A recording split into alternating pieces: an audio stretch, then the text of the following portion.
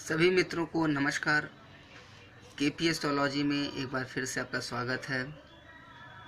मित्रों, मेरा आपसे आग्रह है कि आप इस चैनल को ज़रूर इसको सब्सक्राइब कर लें, क्योंकि इस चैनल के माध्यम से आपको कृष्णमूर्ति ज्योतिष, नाड़ी ज्योतिष, कस्पल इंटरलिंक ज्योतिष और वैदिक ज्योतिष के साथ साथ वास्तुशास्त्र तथा एजुकेशन से रिलेटेड अनेक ऐसे सूत्र प्राप्त होंगे जो आपकी ज़िंदगी में बहुत काम आने वाले हैं।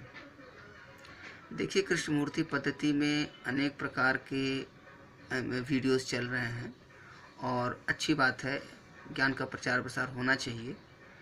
तो मैंने उन वीडियोस को देखा है, तो मैंने ये पाया है कि वीडियोस तो लोग बना रहे हैं, लेकिन जो गुप्त चीज़ें हैं, जो सीक्रेट चीज़ें हैं, जो प्रेडिक्शन करते समय लोगों को ध्यान रखनी चाहिए, उसको शेयर नहीं किया जाता है।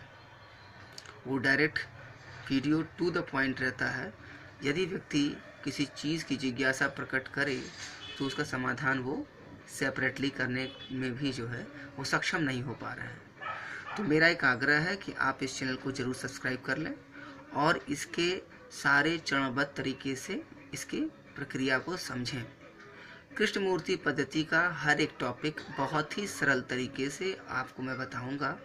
इसके साथ साथ आपको मैं हर नियम का पुष्टिकरण प्रैक्टिकल के द्वारा दूंगा, केस स्टडी के द्वारा दूंगा।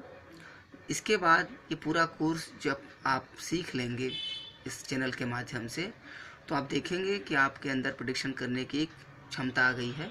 और बार बार अभ्यास करने से, चूँकि हर व्यक्ति का प्रेडिक्शन लेवल अलग अलग हो जाता है, ये तो दैवी चीज़ें हैं, आप समझ सकते हैं।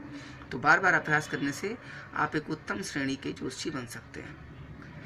ठीक है, तो आइए शुरुआत करते हैं केपी एस्ट्रोलॉजी में भाग 3 से। केपी एस्ट्रोलॉजी भाग 3 में आज हम जरूर पढ़ेंगे हाउस सिग्निफिकेटर कैसे निकालते हैं। देखिए, भाव कारकत्व हाउस सिग्निफिकेटर निकालने के लिए हमें जिन चीज़ों की जरूरत पड़ती है, उसके लिए हमें कस्प कुंडली चाहिए। इसके अतिरिक्त हर ग्रह का चाहिए और वह ग्रह किन के नक्षत्रों में ये चाहिए। इसके बाद आपको कैसे कैसे क्या करना है मैं समझाता हूँ। देखिए, पहले सूर्य है बुध के नक्षत्र में, चंद्रमा है मंगल के नक्षत्र में, मंगल है मंगल के नक्षत्र में, बुध शनि के, गुरु शुक्र के, शुक्र राहु के, शनि राहु के, राहु सूर्य के और केतु चंद्रमा के।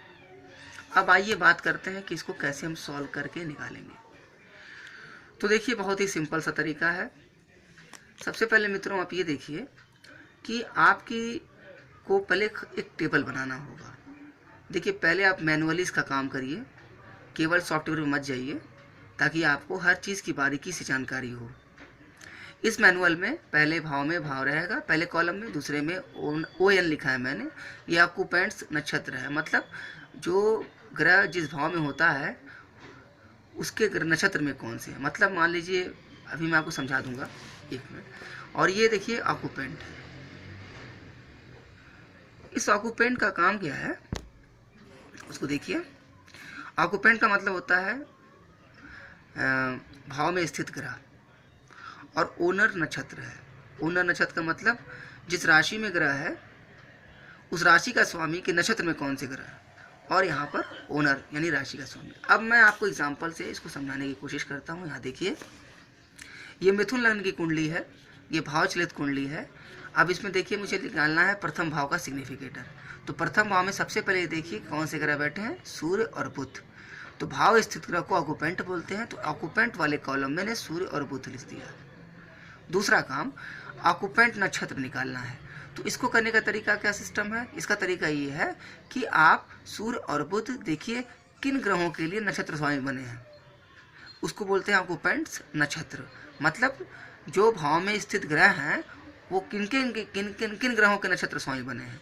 तो यहाँ सूर्य और बुध यहाँ पे चेक करेंगे, तो बुध बना है सूर्य के लिए नक्षत्र स्वामी, और वहीं पर सूर्य बना है राहु के लिए। तो ये बना है सूर्य के लिए, तो हम यहाँ पर सूर्य लिखेंगे, और बुध के लिए बन गया, और राहु के लिए बन गया है सूर्य, तो यहाँ पर राहु भी लिख दिए। तो देखिए, मैंने यहाँ लिख दिया है राहु और सूर्य। इसके बाद आते हैं ओनर पर। ओनर का मतलब होता है स्वामी। ओनर का मतलब हुआ कि आपका भाव का स्वामी कौन है। चूंकि तीसरे भाव में तीसरा भाव जो है वो आपका मिथुन लग्न है, तो यहाँ भाव स्वामी बनता है बुध। तो आपका बुध जो हुआ वो ओनर बन गया। अब देखेंगे बुध जो है वो किसका नक्षत्र स्वामी बनता है, तो इसमें बुध वही देखिए सूर्य का नक्षत्र स्वामी है, तो फिर से एक बार सूर्य लिख देंगे। तो ये जो आपको प्रथम भाव का सिग्निफिकेंट मिला वो राहु सूर्य सूर्य बुध सूर्य बुध। तो टोटल आप ये कह सकते हैं कि राहु सूर्य और बुध ये 3 सिग्निफिकेटर मिल गए। ये फर्स्ट भाव का फल देंगे अपनी दशा अंतरदशा या भुक्ति में। ये आपको क्लियर हो गया होगा। अब मैं आपको एक बात इसमें समझाना चाहता हूँ कि जब भी कुंडली का हम विश्लेषण करते हैं, इस बात का हमें ध्यान रखना पड़ता है कि जिस ग्रह की दशा चल रही है उसका देखते हैं वो किस भाव को सिग्निफाई कर रहा है। तो भी प्रथम भाव का आपने देखा। अब आते हैं दूसरे भाव में। दूसरे भाव को देखिए, दूसरे भाव में कर्क राशि है। ये देखिए दूसरे भाव में कर्क राशि है, इसमें कोई ग्रह नहीं है, तो ऑक्यूपेंट की जगह आप खाली जगह छोड़ेंगे। जब कोई ग्रह नहीं है तो उसका नक्षत्र भी चेक नहीं कर सकते हैं कि वो ग्रह किस नक्षत्र में है, तो इसका भी खाली जगह छोड़ेंगे। अब आप सीधे स्वामी पर आएंगे। चंद्र का स्वामी, चंद्र जो है इस राशि का स्वामी है, तो यहाँ पर हमने लिख दिया चंद्रमा। अब देखना होगा कि चंद्रमा किसी ग्रह का नक्षत्र स्वामी है, किस ग्रह के लिए नक्षत्र स्वामी बना है, तो ये ग्रह यहाँ पे है और इसका नक्षत्र देखिए यहाँ पर है, तो चंद्रमा आपको यहाँ मिल जाएगा। इसका मतलब केतु यहाँ लिखा जाएगा। तो सेकंड हाउस के सिग्निफिकेटर आपको मिल गए केतु और चंद्रमा। फिर आते हैं हम तीसरे भाव में।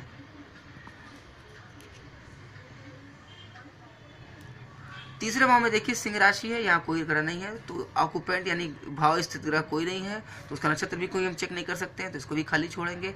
अब इसकी राशि स्वामी कौन है, ओनर कौन है, सूर्य, तो यहाँ सूर्य लिख देंगे। अब सूर्य की राशि, सूर्य किसका नक्षत्र स्वामी बना है, तो इस कुंडली में देखिएगा यहाँ पर जो कॉलम है यहाँ देखिए, तो सूर्य की जो स्थिति है वो यहाँ पर आई है राहु के सामने, तो सूर्य बना है नक्षत्र स्वामी राहु का, तो यहाँ पर हम राहु लिख देंगे। आपका क्या बात इसका सर्टिफिकेटर, राहु और सूर्य। तो इस प्रकार से मित्रों आप देखते हैं कि अगर फल मिलता है दशा अंतरदशा में, तो हम ये बात इसका यूज़ कर सकते हैं। इस हाउस सिग्निफिकेटर का यूज़ हम इसी मामले में करते हैं, ये पता करने के लिए कि जिस ग्रह की दशा अंतरदशा या भुक्ति चल रही है वह फल किसका देगा। यहाँ पर ध्यान से देखिए, तो प्रथम भाव का फल राहु सूर्य बुध देंगे अपनी अंतरदशा दशा में, और सेकंड भाव का फल केतु और चंद्रमा देंगे, और थर्ड भाव का फल तीसरे भाव का फल राहु और सूर्य देगा। इसी प्रकार से आप 12 भाव का कैलकुलेशन करके निकाल सकते हैं। भाव कारकत्व यानी हाउस सिग्निफिकेटर निकालना बहुत ही आसान है। मैंने आपको जो सबसे सिंपल तरीका है उसी से समझाया है, और उम्मीद करता हूँ ये ज़रूर समझ में आया होगा आपको।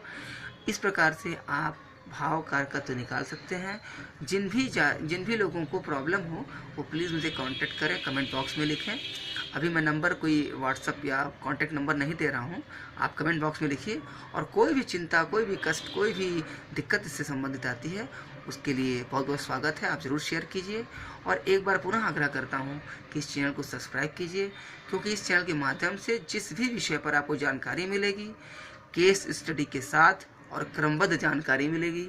केपी एस्ट्रोलॉजी के बारे में, एडवांस केपी एस्ट्रोलॉजी जिसको कस्पर इंटरलिंक बोलते हैं, वैदिक ज्योतिष के बारे में, नाड़ी ज्योतिष के बारे में, वास्तु के बारे में और एजुकेशनल के बारे में, ये चैनल आपके लिए बहुत ज़्यादा लाभदायी सिद्ध हो सकता है, और आप इस चैनल से बहुत कुछ सीख सकते हैं।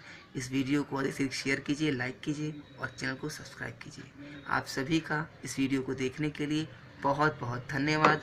Thank you very much.